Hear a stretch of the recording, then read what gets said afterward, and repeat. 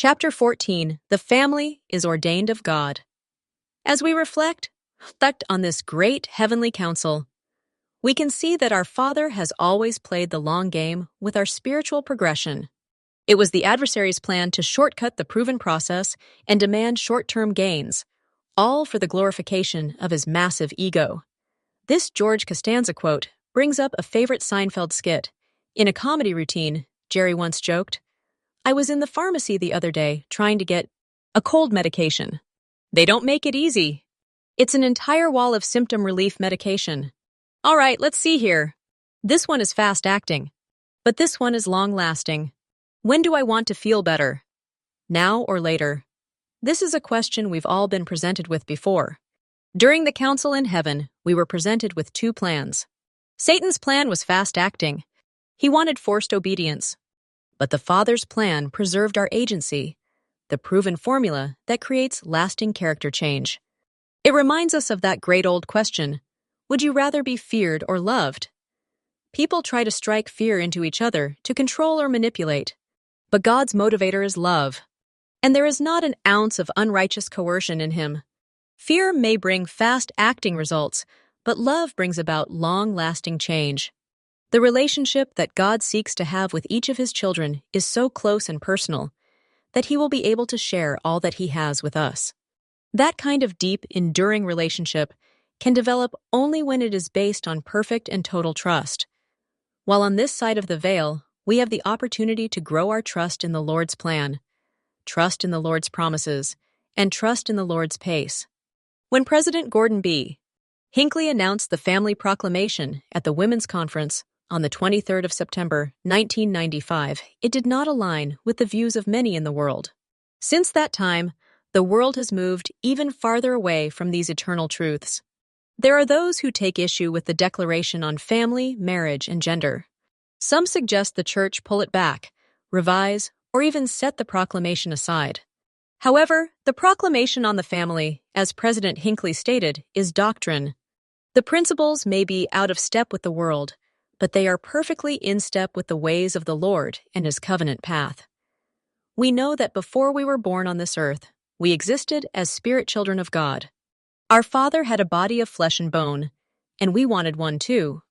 But even more important is the fact that our Father in heaven had a family of his own, and that is what he wanted for us.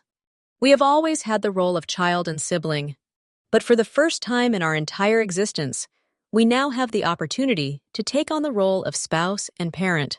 The highest and most sacred relationship in mortality is marriage. This sacred union is a partnership with God himself. The eternal marriage covenant is the gateway to godhood. The exalted will continue to increase without end. When the priesthood authority seals the family, it will continue to expand eternally. This means that we get to keep these roles going forward. As we do, we become more like our heavenly parents. This opportunity will be given to everyone, whether in this life or the next. The patriarchal order is the order of exalted beings. Motherhood is near to divinity. It is the highest, holiest service to be assumed by humankind. Children are a heritage to the Lord. Through the power of procreation, we participate with God in bringing to pass the immortalities and eternal life of man. Forming eternal families is at the very heart of the plan of salvation. The creation required the fall required the atonement enabled the purpose of the creation to be accomplished. Eternal life made possible by the atonement is the supreme purpose of the creation.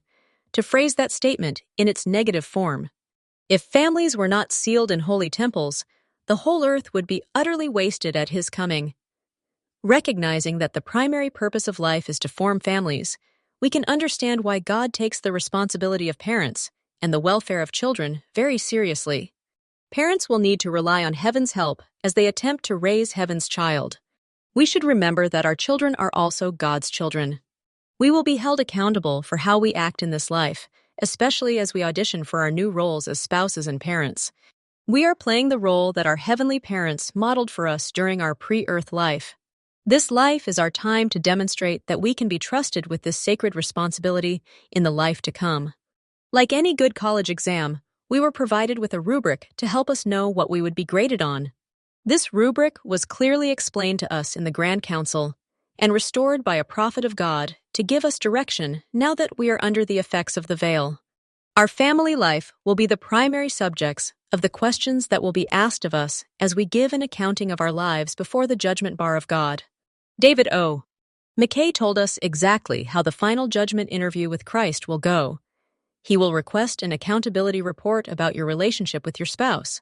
Have you actively been engaged in making them happy and ensuring their individual needs have been met? He will want an individual accountability report for each of your children. He will not attempt to have this for family stewardship alone, but will request information about your relationship with each child.